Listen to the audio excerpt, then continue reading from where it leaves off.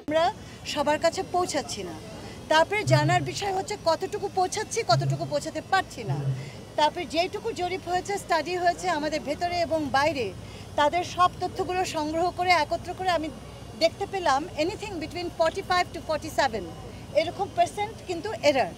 47% ধরে নিলাম 46%, এই 46% ত্রুটি কিন্তু আমার একটা বিশাল গোষ্ঠী কিন্তু বাদ পড়ে যাচ্ছে, বঞ্চিত হচ্ছে। তাহলে এখানে একটা অব্যবস্থা আছে। এই টাকাটা তো কারো না কারো হাতে চলে যাচ্ছে, যার হাতে যাচ্ছে তারা জেনুইন গ্রহীতা নয় বেনিফিশিয়ারি নয়। তাহলে এটাকে শুধরাতে হবে। তো এখানে আসার পর আমি দেখলাম আমার সোশ্যাল ওয়েলফেয়ার মিনিস্ট্রিতে, সমাজ কল্যাণ মন্ত্রণালয়ের সবচেয়ে বড় যে বরাদ্দ রাষ্ট্র আমাকে দেয় সেটা হচ্ছে এই অনুদানটা। আমি তখন সিদ্ধান্ত নিলাম যে দেশের কোটি কোটি টাকা পাচার হয়ে যায়, মানুষের কাছে পৌঁছায় না, এটা ছিল আমার প্রথম সিদ্ধান্ত যে এই লিস্টটাকে আমি ঠিক করব। এবং এটাকে ঠিক করতে হলে আমার টেকনোলজি লাগবে, আমার অ্যাপস লাগবে, এবং আমার একটা ভালো সলিড একটা MIS লাগবে।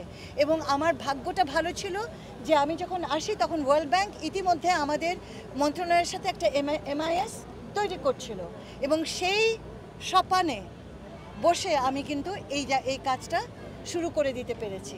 এবং আমি বলতে পারি যতগুলো মন্ত্রণালয় অনুদান দেয় তৃণমূলে, তাদের কারো আমাদের মতো এফিশিয়েন্ট ব্যবস্থা তৈরি হয়নি, এবং সেই কারণে আমরা এই কাজটা শুরু করতে পেরেছি।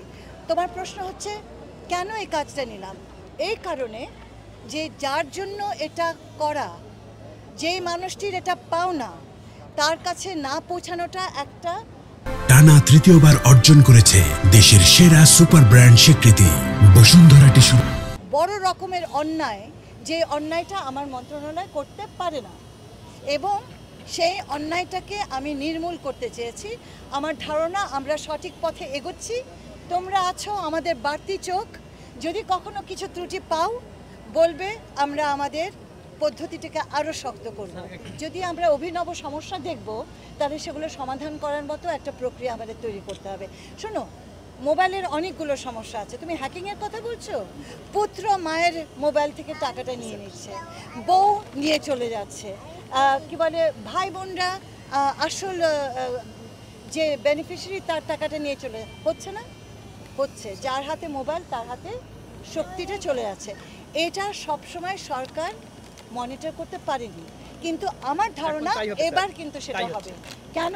কারণ আমরা সেই মানুষগুলোকে ধরে ধরে চিহ্নিত করে MISটা তৈরি করছি। আমি গর্বের সাথে বলতে পারবো যে সমাজ কল্যাণ মন্ত্রণালয়ের এক ধাপ এগিয়ে গেল। খুবই ভালো লাগছে, আমার খুবই ভালো লাগছে। আমি দেখছি যে আমার যন্ত্রপাতি, জিনিসপত্র যেগুলো দরকার সেগুলো আছে।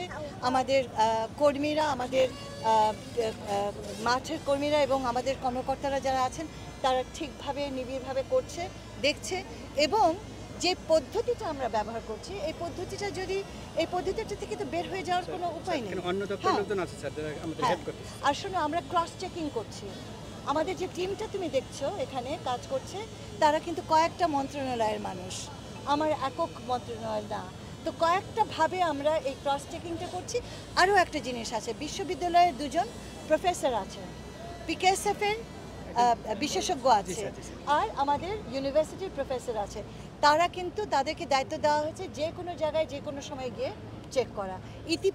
মানে এর মধ্যে আমরা কোনো বড় রকমের ত্রুটি আমাদের নজরে আসেনি। কিন্তু তোমরা বাবা, তোমরা হচ্ছে মিডিয়া, তোমরা তো আমাদের বাড়তি চোখ। তোমরা যদি কিছু পাও জানাবে, আমরা সেটা শিক্ষণীয় বলে ত্রুটি মুক্ত করার চেষ্টা করব।